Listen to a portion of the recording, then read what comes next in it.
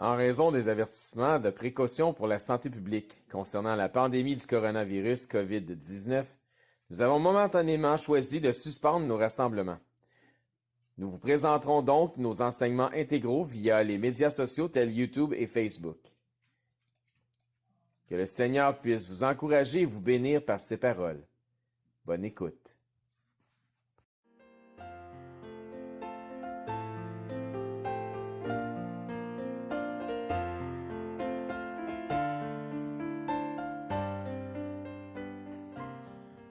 Bonjour et bienvenue à l'Église baptiste centrale de la Rive-Sud. Donc un autre dimanche en confinement forcé.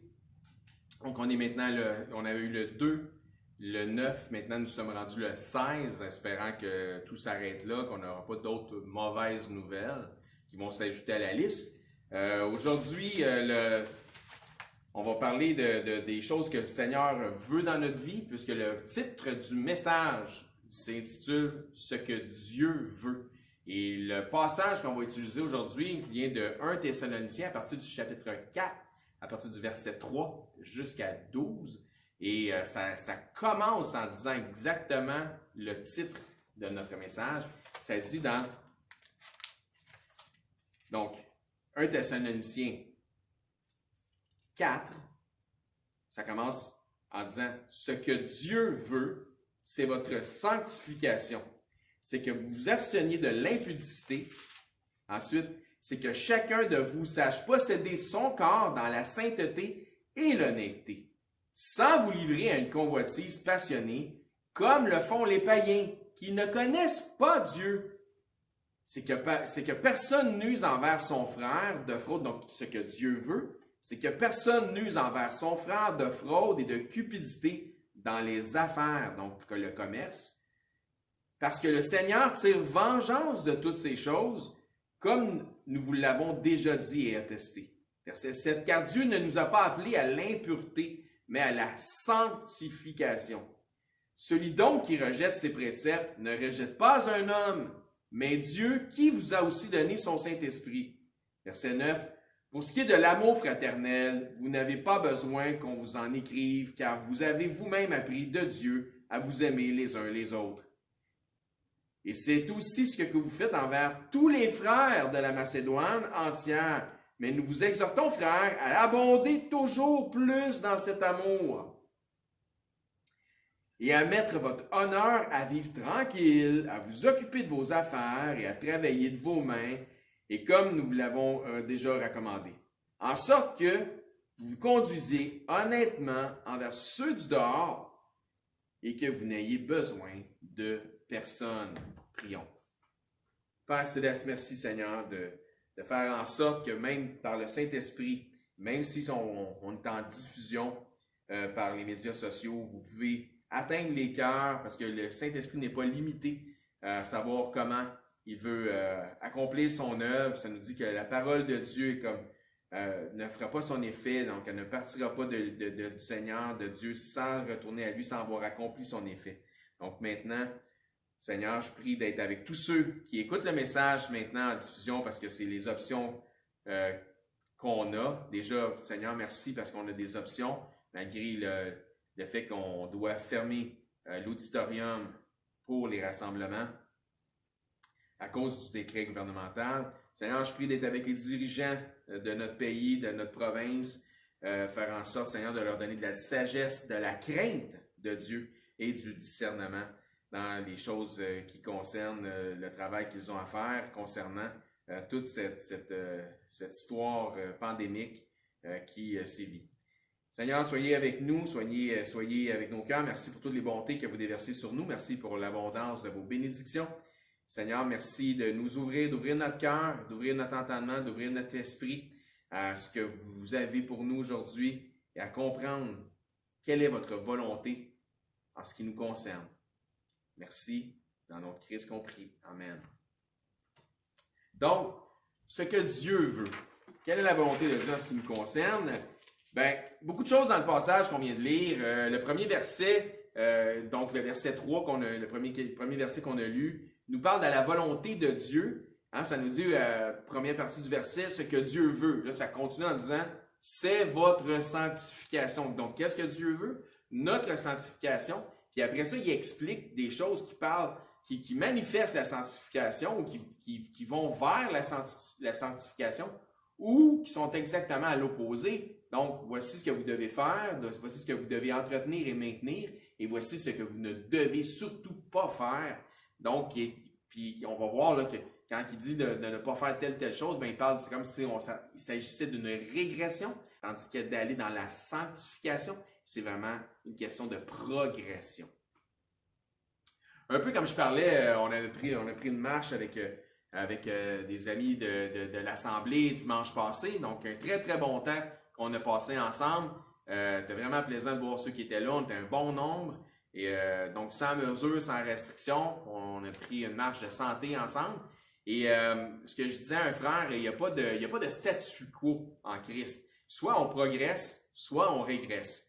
L'idée, c'est de toujours progresser, hein, parce que le Seigneur, ce qu'il veut, c'est qu'on tende vers la perfection. Donc, c'est toujours comme ils disent en anglais, un work in progress. Donc, c'est un travail progressif, mais continuel.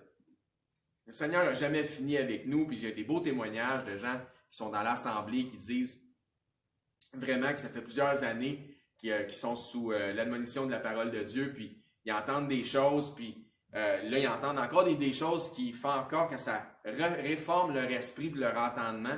Puis ils disent, coudonc, même à un certain âge, même si on arrive dans un âge plus avancé, on ne termine pas d'apprendre ce que le Seigneur a à nous manifester. Puis gloire à Dieu pour ça.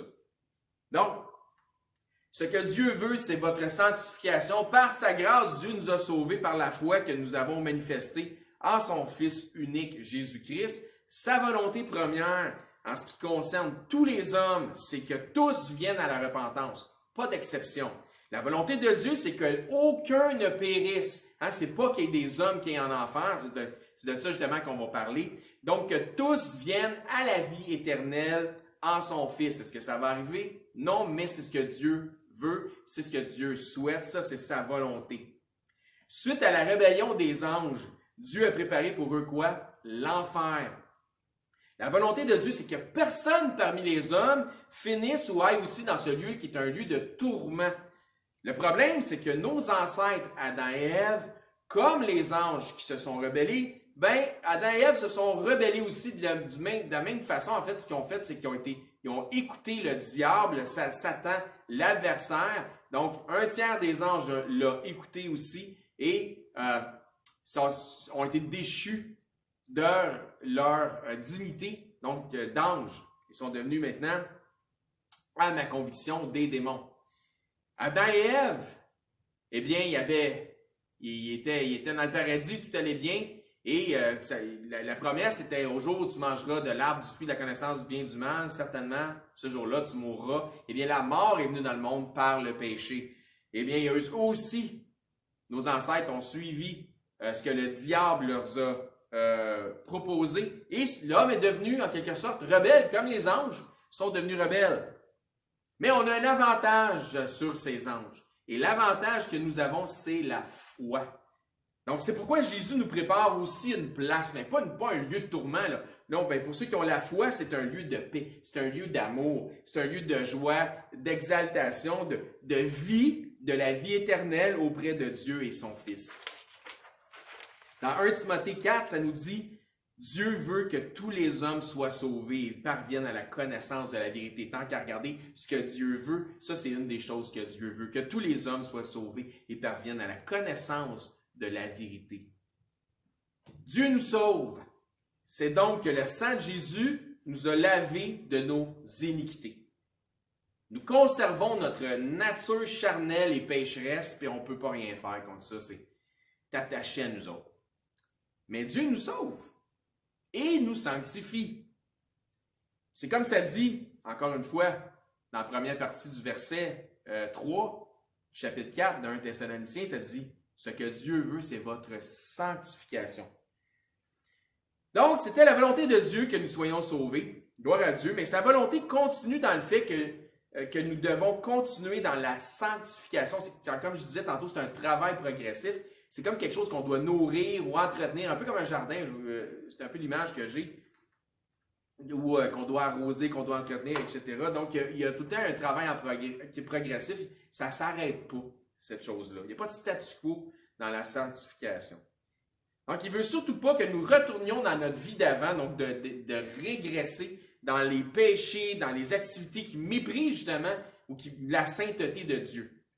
Dans Proverbe 26, 11, ça nous dit là, comme un chien retourne à ce qu'il a vomi, vous allez comprendre l'image, ainsi est un insensé qui revient à sa folie. Nous devons progresser dans la sanctification, puis la preuve de ça, on trouve ça dans... puis sanctifier ici, en passant, veut dire rendre saint, mais saint, S-A-I-N-T. Donc, rendre saint. Puis la preuve qu'on doit progresser dans la sanctification, puis que sanctifier veut dire rendre saint, on trouve ça dans Apocalypse 22, 11, parce que ça dit que celui qui est saint, S-A-I-N-T, se sanctifie encore. Voyez-vous, on parle de progresser dans la sanctification. Ailleurs, ça nous mentionne que Dieu dit « Soyez saints, S-A-I-N-T, car je suis saint. » Donc, saint, saint, saint est l'Éternel des armées. Le Dieu 3 fois saint. Donc, ça revient plusieurs fois, ce « Soyez saints, car je suis saint » dans Lévitique. Qu'est-ce qui nous souille ou qu'est-ce qui nous fait faire un bond en arrière, justement, en ce qui a trait à la sanctification? Mais ça le dit, si on continue à lire, dans 1 Thessaloniciens 4, 3, ça dit ce que Dieu veut, c'est votre sanctification. C'est que vous absteniez de l'impudicité. Donc, qu'est-ce qui peut nous faire un bond en arrière? Nous ralentir dans notre sanctification, l'impudicité. Donc, ce que Dieu veut, c'est notre sanctification, mais c'est aussi que l'on s'abstienne de cette impudicité. Pourquoi? Parce que si on ne s'abstient pas de ce péché qui est l'impudicité, ben nous retournons dans le bourbier duquel il nous a tirés. Hein, comme le chien qui retourne à ce qu'il a vomi. L'impudicité, c'est entre autres ce qui porte au mauvais comportement, entre autres, peut-être pas exclusivement, mais entre autres au mauvais comportement sexuel. Hein, par exemple, l'exhibition du corps, etc. C'est pourquoi il précise ce qui suit dans le verset suivant, dans 1 Thessaloniciens 4, 4. C'est que chacun de vous sache posséder son corps dans la sainteté et l'honnêteté. Donc, sainteté, sanctifié. Que chacun de vous sache posséder son corps dans la sainteté et l'honnêteté. Voyez-vous, l'impudicité est en relation avec un manque de contrôle du corps ou des pulsions charnelles. Un manque de continence, ou ce que ça veut dire, c'est un manque de retenue.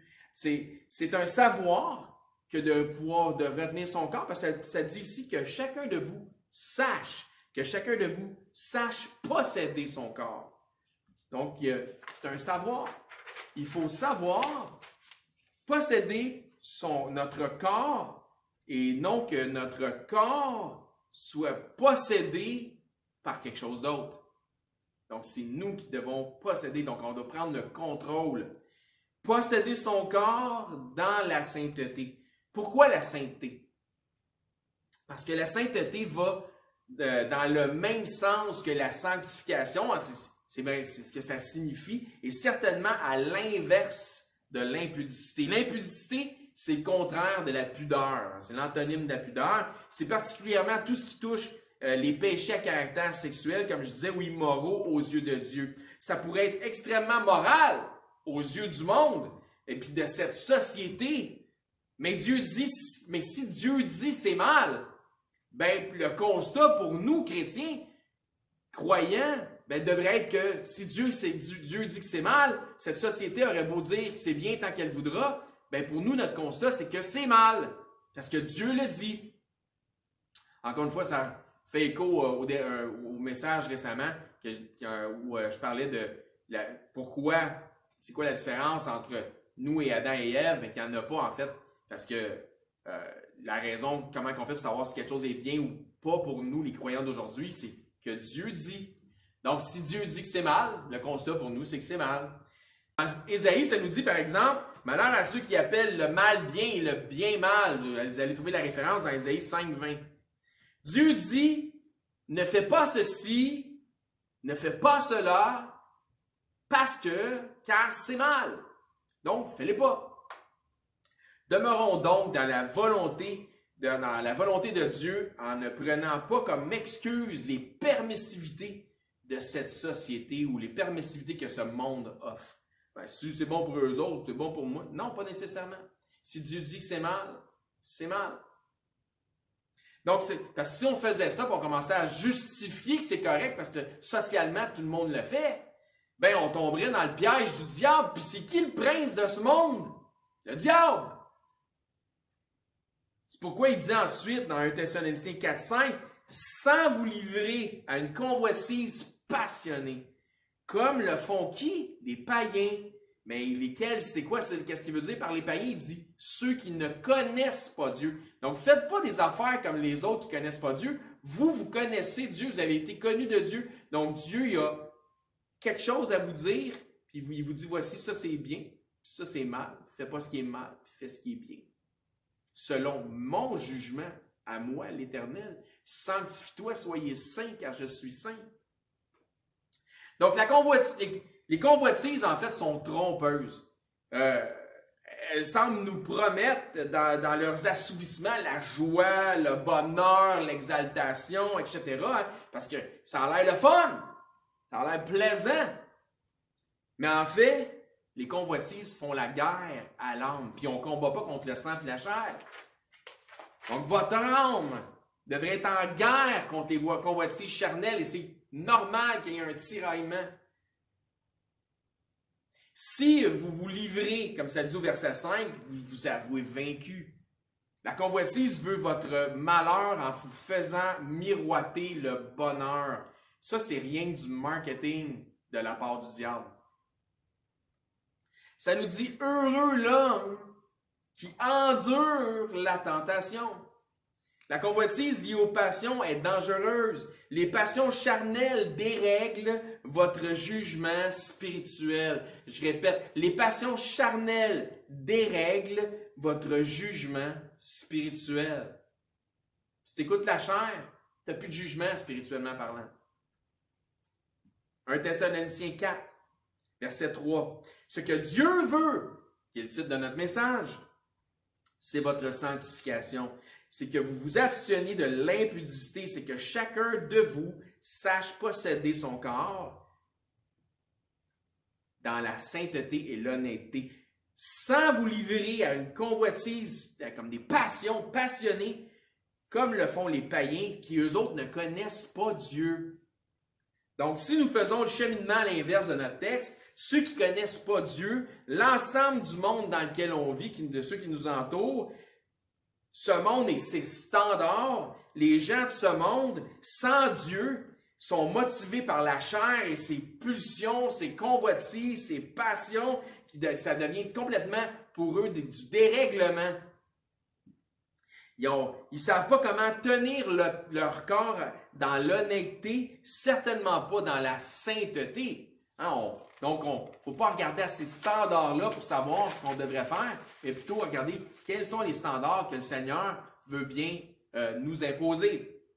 Ce qui fait en sorte que ça donne droit à toutes sortes d'impudicités quand tu regardes dans le monde, mais pour nous, Dieu nous a mis à part. Puis on va revenir sur le sujet d'être mis à part. Pour nous, parce qu'en fait, je vais vous dire maintenant, c'est que mis à part, d'être sanctifié, veut dire être mis à part. Donc, on était sortis du monde, on était mis à part. On y reviendra plus tard, dans la conclusion du message. Donc, pour nous, Dieu nous a séparés de ce monde.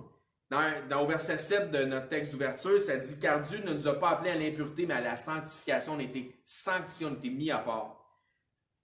Nous devons marcher dans sa volonté sans se souiller ou souiller notre sanctification. On ne doit pas revenir en arrière. Nous devons nous garder purs de toutes ces souillures. Pourquoi l'apôtre parle-t-il de ces choses? Parce que c'est dans le domaine du possible que ce genre de choses arrive parmi les frères. C'est pour ça qu'il en parle. Nous arrivons tous avec un certain bagage, des antécédents, puis c'est bien normal, parce qu'on vient à Christ tel que nous sommes.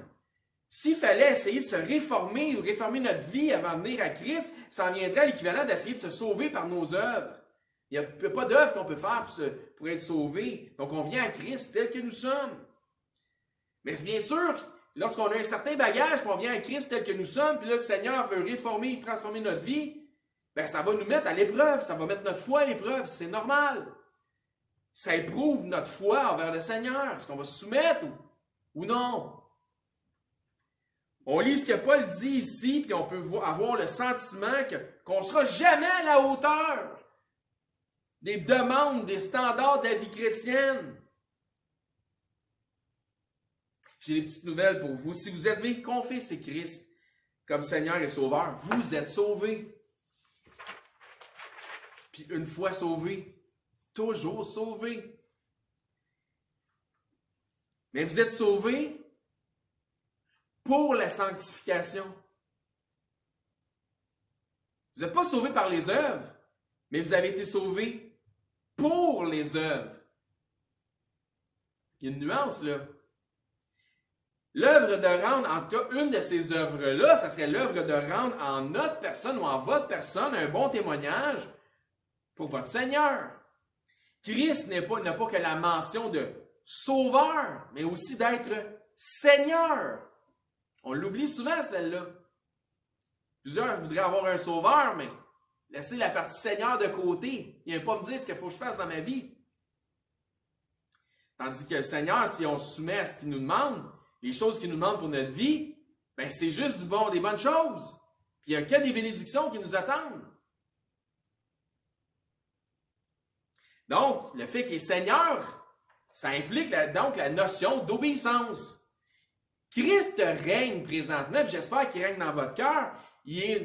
Pour moi, il est mon grand roi. J'espère que pour vous, il est votre grand roi. Et que vous êtes, comme moi, vous faites partie de ses sujets. Nous sommes ses sujets. Si Christ apparaît demain, puis on le voit avec nos yeux, j'espère qu'on va mettre un genou à terre devant notre grand roi.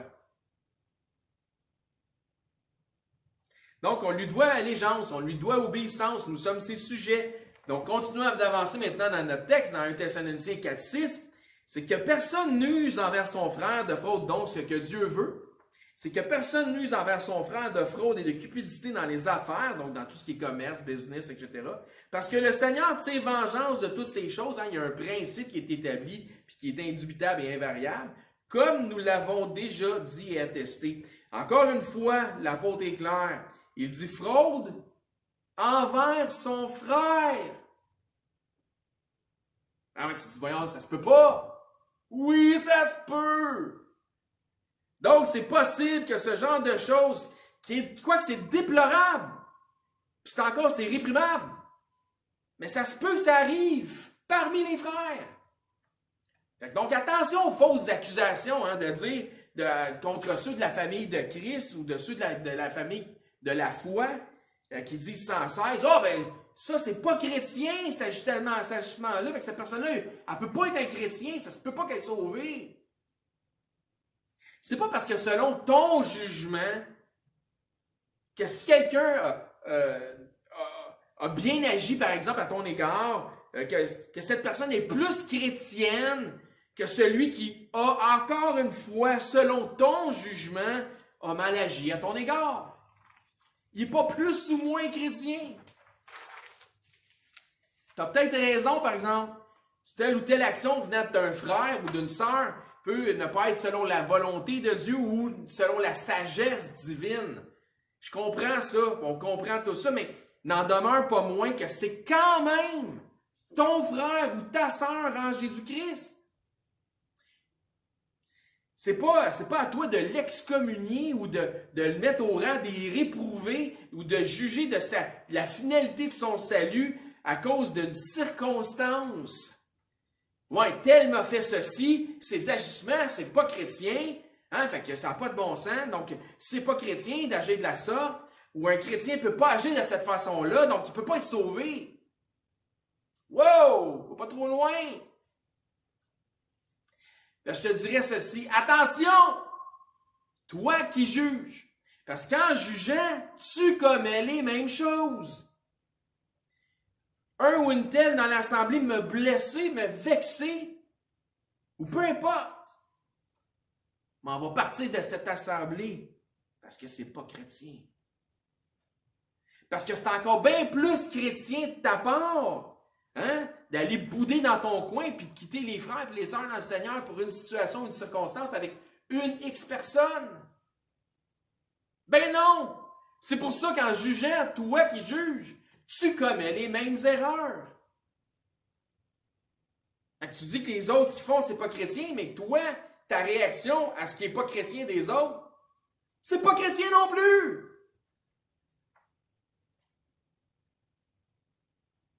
Ah, tel m'a fait un don, hein, ou m'a donné de l'aide, il venait à mon aide, ou il a fait une bonne action à mon égard. Ah, ça, c'est une personne chrétienne. Peut-être, puis je le souhaite, puis gloire à Dieu si c'est le cas. Uri, par exemple, le mari, de Bathsheba. Uri devait se dire la même chose quand le grand roi David l'avait invité à manger puis à boire avec lui, en disant « Ah, ça, c'est un bon roi. Ça, c'est un roi chrétien, ça. Hein, il fait une bonne chose à mon égard. Il m'honore, il m'invite à manger chez eux, boire avec lui à la table d'honneur avec le roi. » Quand en fait, David lui tendait un piège.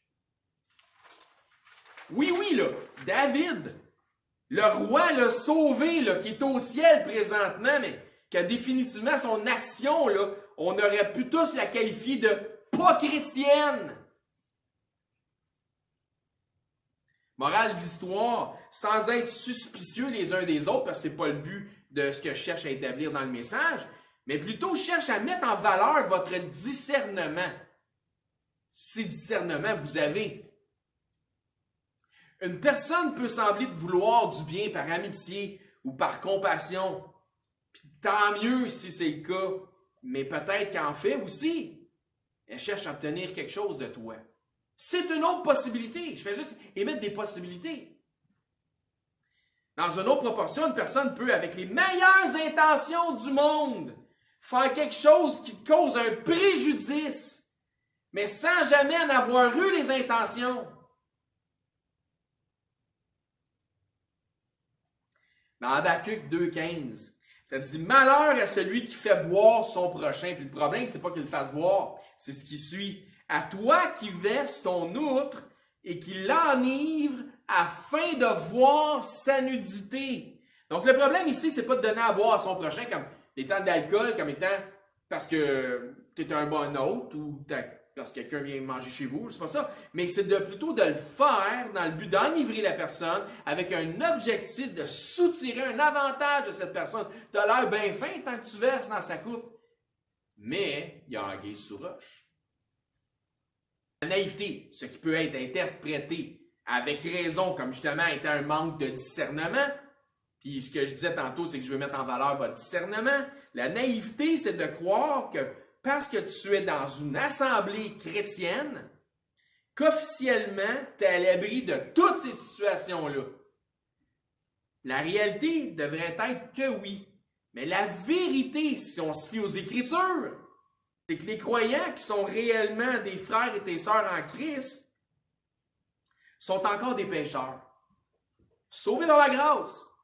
Certes, mais encore des gens qui ont des travers, ou qui font des gaffes, ou qui ont des péchés, qui commettent des péchés. Comme je disais, il faut tendre vers la sanctification, mais la nature charnelle reste attachée à nous. Non, mais ces gens-là, ils disent des choses, ils font des choses qu'ils ne devraient pas faire. Puis ça, c'est la réalité des choses. C'est pour ça qu'il y a autant d'exhortations dans les Écritures. C'est pour ça qu'il y a un message comme celui-ci aujourd'hui. Fait que si tes frères en Christ qui sont dans l'assemblée, c'est encore des pécheurs, comme je disais, sauvés par la grâce, mais c'est des gens qui ont encore des travers, puis qui font des gaffes, puis qui font des péchés, puis qui disent ou qui font des choses qu'ils ne devraient pas dire ou qu'ils ne devraient pas faire. Finalement, ils sont comme moi. Finalement, ils sont comme toi. On est tous pareils. On ne fait pas toutes les mêmes erreurs, on ne fait pas toutes les mêmes gaffes, mais on est tous assujettis aux mêmes possibilités circonstancielles. On n'est pas meilleur, on n'est pas mieux. Fait que quand tu juges l'autre, sur ses péchés, tu fais juste mettre en valeur ton orgueil parce que tu t'exposes comme étant croyant que tu es meilleur que les autres. Quand dans le fond, tu n'es pas meilleur que les autres. On n'est pas meilleur que les autres. Celui qui enseigne en avant, prêche en avant, il n'est pas meilleur que ceux qui sont assis ses bancs dans l'assemblée. Donc, c'est pas parce que les actions de certains sont réprimables que ça fait en sorte qu'ils n'appartiennent pas à Christ. En fait, il y a juste ça déjà réprimables dans une assemblée. Tant mieux, c'est comme ça. C'est les malades qui ont besoin d'un docteur. 1 Thessaloniciens 4,6, c'est que personne n'use envers son frère de fraude ou de cupidité dans les affaires parce que le Seigneur tire vengeance de toutes ces choses comme nous vous l'avons déjà attesté. Tu as le sentiment que ça a mal été dans une transaction avec un frère ou une sœur. Là, on ne parle pas du monde, des gens du monde. Là. Que tu as possiblement été lésé. Laisse le Seigneur s'arranger avec ça. C'est ça que ça dit. Laisse le Seigneur s'arranger avec ça. Parce que le Seigneur dit, essaie pas de te venger, par exemple. Essaie pas d'avoir de justice. Parce que la vengeance, ça ne t'appartient pas. Parce que le Seigneur dit, à moi la vengeance.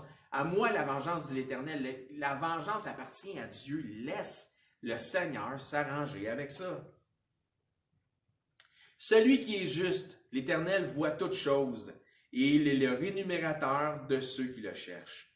Donc, fais donc de Dieu tes trésors, puis laisse faire le reste, c'est pas grave. Continue à faire ce qui est bien, sachant que ta destinée éternelle, ben, elle t'attend. Garde tes yeux fixés sur les récompenses.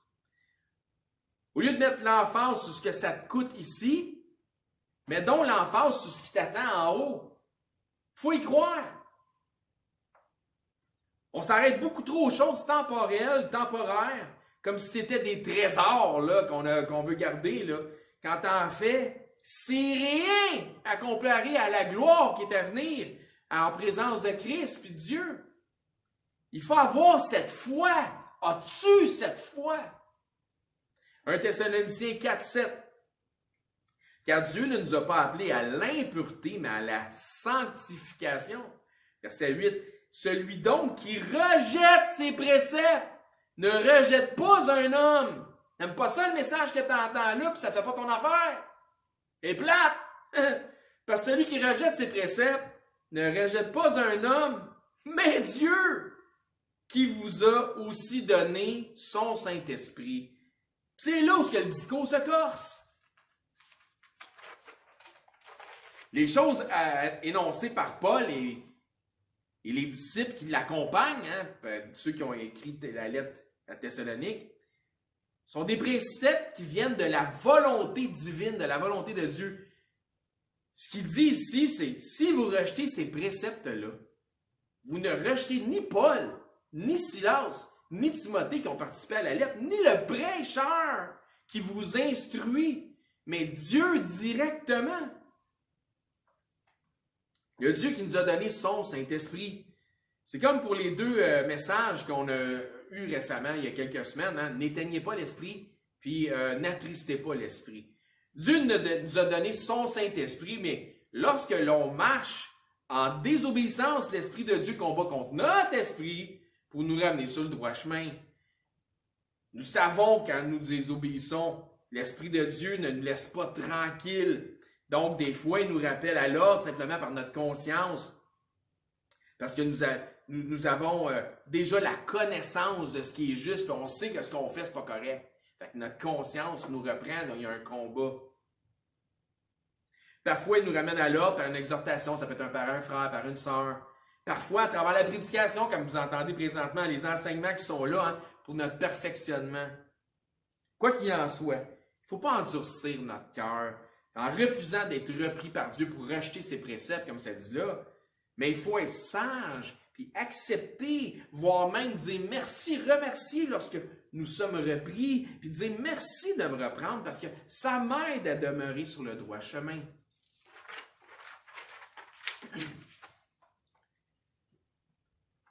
Je sais qu'il se passe quelque chose dans la vie des gens, puis qu'il y a quelque chose, il y a une progression qui prend place quand les gens viennent à l'église, puis lorsque certains disent que le message qu'ils ont reçu ben, ça les a ébranlés.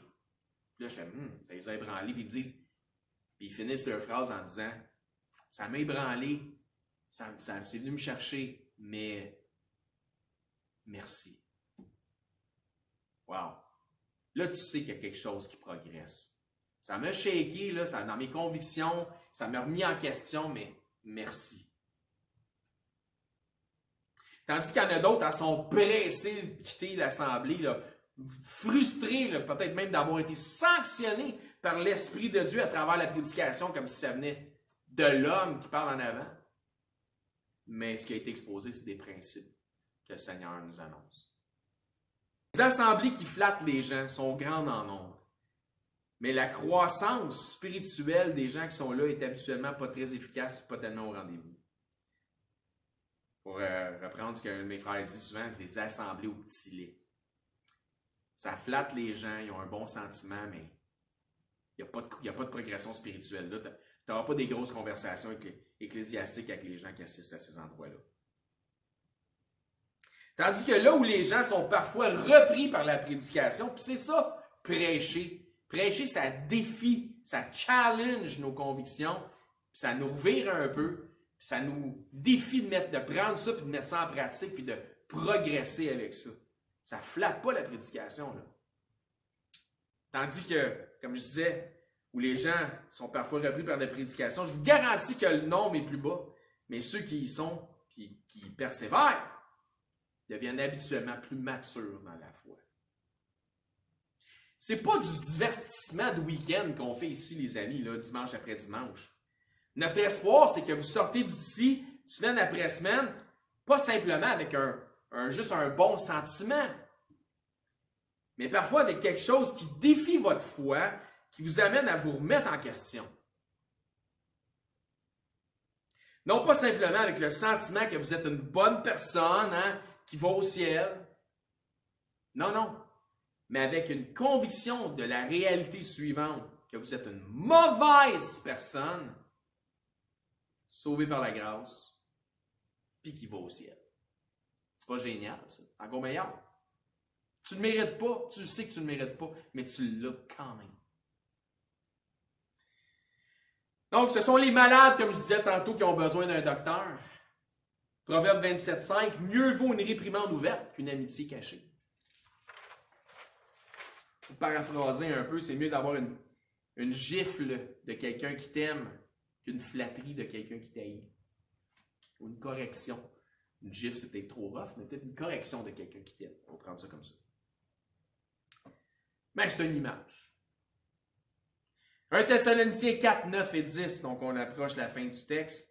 Pour ce qui est de l'amour fraternel, vous n'avez pas besoin qu'on vous en écrive, car vous avez vous-même appris de Dieu à vous aimer les uns les autres. Et c'est aussi ce que vous faites envers tous les frères de la Macédoine entière. Mais nous vous exhortons, frères, à abonder toujours plus dans cet amour. Donc, où c'est que ça nous mène, encore une fois? Ça nous ramène à l'amour fraternel, ce qui fait en sorte que nous demeurons ensemble. Ce qui devrait faire en sorte, en fait, qu'on demeure ensemble. Souvent, ceux qui quittent leur assemblée, t'es en droit de te demander, coudonc, ils nous aimaient-tu? Ben, pas assez pour rester, ça c'est sûr. Donc, il y a quelque chose souvent qui est défaillant dans la charité, dans l'amour fraternel de certains qui quittent leur assemblée sans avoir passé par les raisons, puis les facteurs, puis les choses qu'il faut faire, parce qu'il y a certaines étapes protocolaires à faire. Coudonc, nous aimes-tu? On a le temps de se poser la question. C'est la Bible qui nous parle de ça, là. Je vais juste expliquer ce qui est écrit là. Donc, c'est ce qui fait qu'on devrait, la charité, c'est ce qui fait qu'on devrait demeurer ensemble, mais aussi unis dans la foi et dans l'amour avec ceux qui partagent une foi comme la nôtre, comme ils disent, donc si vous avez un amour envers vous autres, mais envers tous ceux de la Macédoine, donc ailleurs aussi dans d'autres assemblées. On devrait avoir aussi cette charité-là. Regardons maintenant aux dernières exhortations de notre texte, 1 Thessaloniciens 4, 11 et 12. Donc, on termine. Et à mettre votre honneur à vivre tranquille et à vous occuper de vos propres affaires et à travailler de vos mains comme nous vous l'avons recommandé, en sorte que vous vous conduisiez honnêtement vers ceux du dehors et que vous n'ayez besoin de personne. Donc, l'exhortation ici est à vivre ta petite vie tranquille, d'un dimanche à l'autre, à travailler ta semaine pour ton gagne-pain. C'est bien correct. Mais surtout, à te mêler de tes affaires. Mêle-toi donc de tes affaires. Comme le message marquant qui disait, je pense que ça fait quasiment un an de ça, mais fais tes affaires, puis mêle-toi de tes affaires. Il y a trop de gens qui ne se mêlent pas de leurs affaires, puis encore dans les assemblées, qui s'engagent dans des démêlés qui ne regardent même pas. Puis là, à un moment donné, ils ont le bras pris dans le tordeur. Puis là, ils ne sont pas capables de s'en sortir, ils sont trop plongés là-dedans. Ils n'auraient pas dû, parce que la sagesse divine nous dit « Mêle-toi de tes affaires! » Ça, là, mes amis, là, c'est loin d'être sage quand tu te mêles des affaires qui ne te concernent pas. Particulièrement lorsqu'il y a une dispute entre deux parties, mêle-toi pas de ça, prends pas parti. Le Seigneur nous dit que c'est comme essayer de saisir un chien par les oreilles. Essaye-le, tu vas voir. Tu vas voir un bulldog, pas un bulldog, un pitbull ou un gros berger allemand, puis tu vas le tenir par les oreilles, voir. Tiens, un méchant là, dans sa cour attaché à une grosse chaîne. Là. Quand tu vas le lâcher, là, ben il va te mordre. Puis tu vas te faire blesser au passage. Tu vas te faire blesser au passage. Tu vas prendre, c'est comme si tu prenais une flèche perdue. Proverbe 26, 17. Comme celui qui saisit un chien par les oreilles, ainsi est un passant qui s'irrite pour une querelle où il n'a qu'à faire. Mêle-toi de tes affaires. C'est ça que ça veut dire.